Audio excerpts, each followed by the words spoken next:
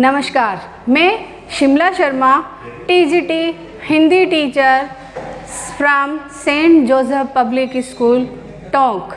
आज हमारा टॉपिक है संज्ञा। संज्ञा किसे कहते हैं?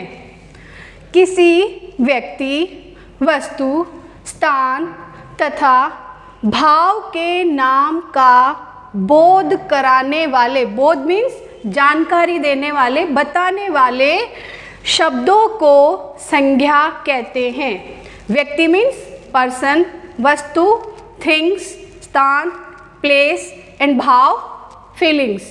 तो इन सब के नामों का जिन शब्दों से हमें पता चलता है, जिनसे हमें जानकारी प्राप्त होती है, उसे कहते हैं हम संज्ञा। बेटा, इस वर्ल्ड में, इस दुनिया में कोई भी चीज़, व्यक्ति, प्राणी, वस्तु, स्थान ऐसा नहीं है जिसका नाम ना हो। तो एक तरीके से देखा जाए तो नाम ही संज्ञा है और संज्ञा ही नाम है। तो ये है संज्ञा।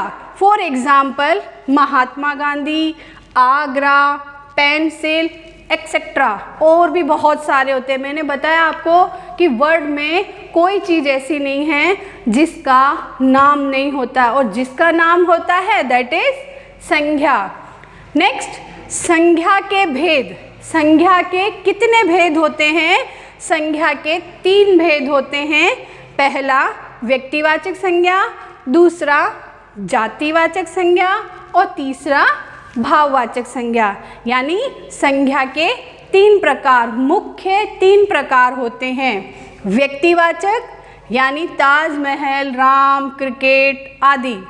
जातिवाचक फल, बच्चा, लड़का, पिता एक्सेट्रा।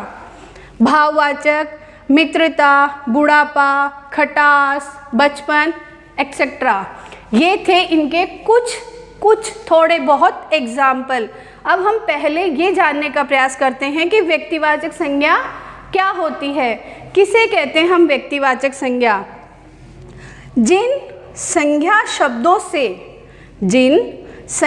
शब्दों से किसी विशेष व्यक्ति, वस्तु या स्थान का ज्ञान होता है, ज्ञान यानी जानकारी प्राप्त होती है, बोध होता है, उन संज्ञा शब्दों को व्यक्तिवाचक संज्ञा कहते हैं।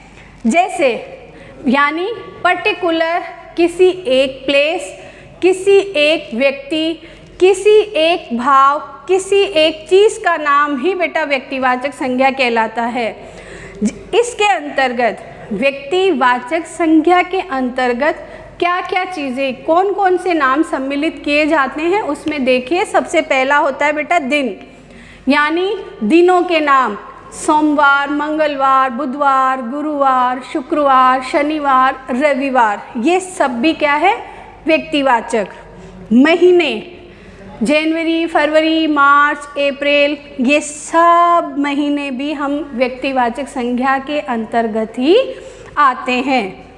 त्योहार, होली, दीपावली, क्रिसमस, ईद, जितने भी फेस्टिवल्स के नेम होते हैं वो सारे व्यक्तिवाचक संज्ञा है। उसके बाद है नदी।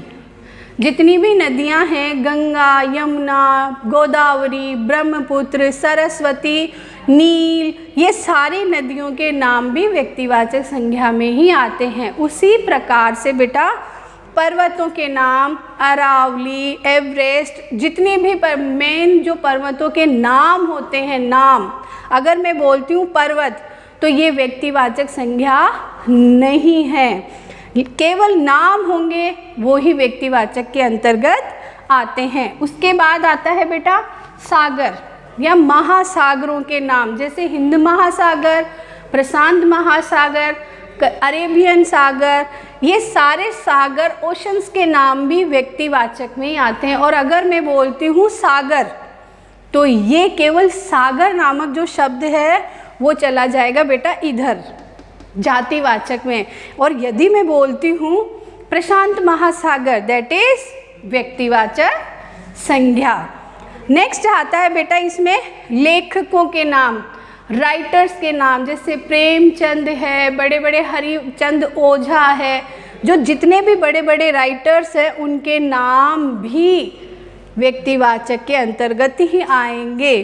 और यदि मैंने बोला लेखक तो वो चला जाएगा जातिवाचक में। ये आप सबको ध्यान रखना है। नेक्स्ट आता है पुस्तकों के नाम। पुस्तक दैट इज जातिवाचक। और यदि मैं बोलती हूँ रामायण, महाभारत, बाइबल, कुरान, तो वो आ जाते हैं व्यक्तिवाचक में। उसी प्रकार कई वैज्ञानिक होते हैं, कई वैज्ञानिकों के नाम होते हैं, नाम वो चले जाएंगे विशेष व्यक्तिवाचक में। और यदि मैं बोलती हूँ वैज्ञानिक तो वो जाएंगे जातिवाचक में। तो बेटा आपको समझ आया कि व्यक्तिवाचक का मतलब होता है किसी विशेष नाम ही व्यक्तिवाचक होते हैं। और यदि केवल इस तरह से दिया हुआ हो कि दिन, महीने, त्योहार, नदी, पर्वत, तो अगर केवल ऐसे दिया है तो वो चला जाएगा जातिवाचक में। जैसे फॉर एग्जाम्पल मैं और आपको बताती हूँ, आज सोमवार है, आज सोमवार है, तो मैंने लिखा आज सोमवार है। सोमवार मैंने यहाँ क्या मेंशन कर दिया? सोमवार। और मैंने आपसे पूछा कि रेखांकित शब्द में कौन सी संज्ञा है? रेखांकित शब्द में कौन सी संज्ञा है? तो यहाँ होगा बेटा व्यक्तिवाचक संज्ञा। क्यों होगा? क्योंकि सोमवार एक विशेष दिन का नाम है। और यदि मैंने आपसे कहा होता मुझे नाना के गए हुए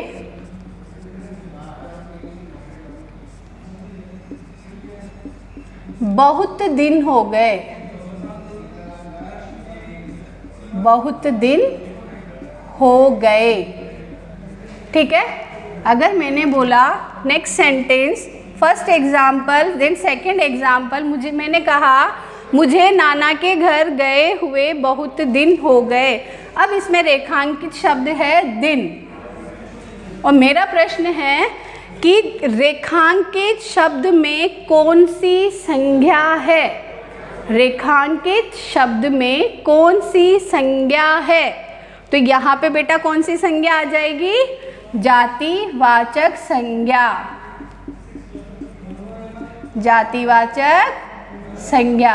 अब हमने व्यक्तिवाचक को इतना समझने का प्रयास किया, तो आगे देखते हैं पहले हम जातिवाचक संज्ञा क्या होती है। देखो बेटा जातिवाचक का क्या मतलब होता है कि जातिवाचक का अर्थ होता है संपूर्ण जाति का बोध। संपूर्ण यानी पूरे समूह, पूरे संपूर्ण ग्रुप का हमें जिस शब्दों से पता चलता है उसे कहते हैं हम जातिवाचक। तो इसकी परिभाषा होगी बेटा कि जिन संज्ञा शब्दों से किसी प्राणी, वस्तु, स्थान की संपूर्ण जाति का बोध होता है, बोध यानी अगेन जानकारी प्राप्त होती है, उसे कहते हैं हम जातिवाचक संज्ञा। तो यहाँ पर जो मैंने दिन दिया, तो दिन का क्या मतलब होता है कि पूरे 7-8 दिन यानी सोमवार से लेकर के रविवार तक पूरे समूह, पूरे दिनों का हमें बोध हो रहा है, इसलिए यह है जातिवाचक संज्ञा। और मैंने जब वहाँ पर नाम लिख दिया, पर्टिकुलर एक दिन का नाम लिख दिया, दैट इज व्यक्तिवाचक संज्ञा। अब समझ आया? और एग्जाम्पल देखो, अगर मैंने लिखा उदाहरण नदी में उफान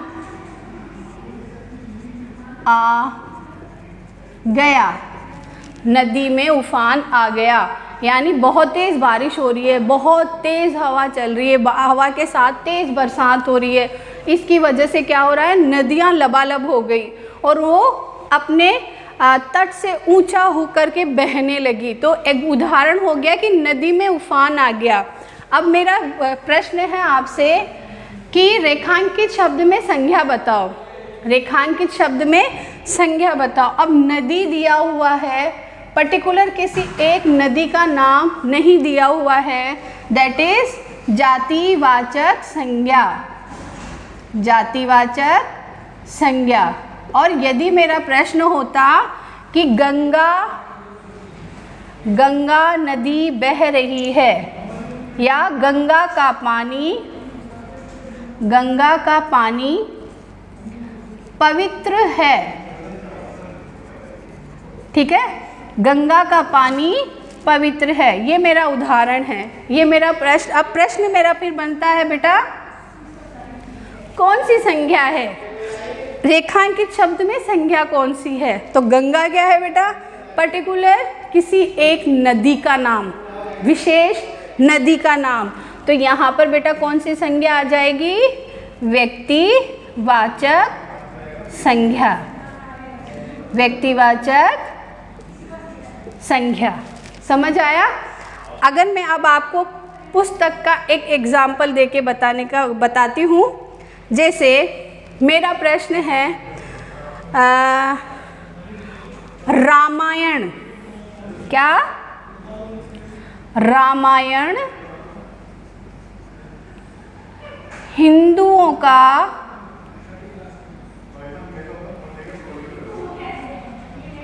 धार्मिक ग्रंथ है, धार्मिक ग्रंथ है, ठीक है। अब यहाँ पर देखो रामायण, कौन सी संज्ञा आएगी बेटा इसमें? पर्टिकुलर एक बुक का नाम है, ये एक बुक का नाम है, एक पुस्तक का नाम है, तो इसमें भी आ जाएगी बेटा व्यक्तिवाचक संज्ञा, ठीक है। और इसी प्रकार से यदि मैं बोलती हूँ मेरे बैग में कई पुस्तकें हैं, कई पुस्तकें हैं, ठीक है। अगर यहाँ पर पुस्तकें हैं, पुस्तकें मतलब मेरे बैग में, मेरे जो बैग है उसके अंदर Hindi, English, science, maths, Sanskrit, Urdu, बहुत सारी किताबें हैं, तो बहुत सारी किताब मीन्स जातिवाचक संज्ञा। अब शायद मुझे लग रहा है अब आप लोगों को अच्छे से समझ आ गया होगा कि व्यक्तिवाचक संज्ञा क्या होती है बेटा और जातिवाचक संज्ञा क्या होती है। फिर भी मैं आपको एक बार और रिवाइज करते हैं, अपन वापस देखते हैं थोड़ा सा, ताकि आपको और अच्छे से समझ आए बेटा। सबसे पहले हमने देखा संज्ञा, संज्ञा की परिभाषा। संज्ञा मीन्स नाउन, नाउन एंड संज्ञा, किसी व्यक्ति, वस्तु, स्थान, भाव के नाम का बोध कराने वाले शब्द संज्ञा कहलाते हैं, ठीक है। यानी कि नाम ही संज्ञा है और संज्ञा ही नाम है। संज्ञा के भेद कितने हैं? 3, व्यक्तिवाचक, जातिवाचक और भाववाचक। व्यक्तिवाचक यानी पर्टिकुलर किसी विशेष व्यक्ति, स्थान, वस्तु का नाम, वो होता है व्यक्तिवाचक। और जातिवाचक जो संपूर्ण जाति का या संपूर्ण ग्रुप का, पूरे ग्रुप का जो ज्ञान देता है वो कहलाता है जातिवाचक संज्ञा। आज के वीडियो में बस इतना ही, मिलते हैं नेक्स्ट वीडियो में। धन्यवाद।